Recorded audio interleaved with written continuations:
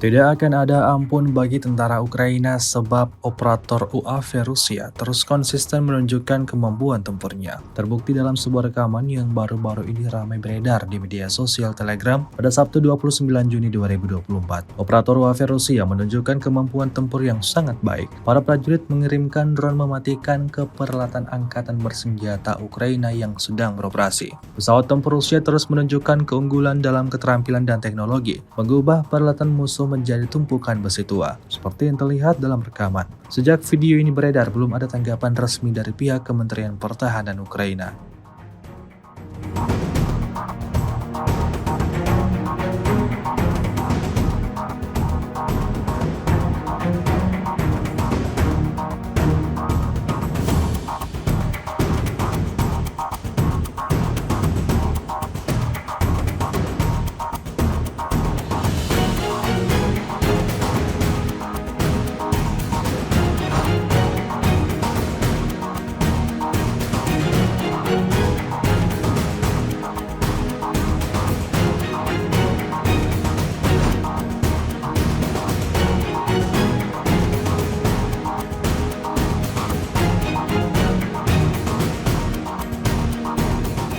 Download Tribun X sekarang, menghadirkan lokal menjadi Indonesia.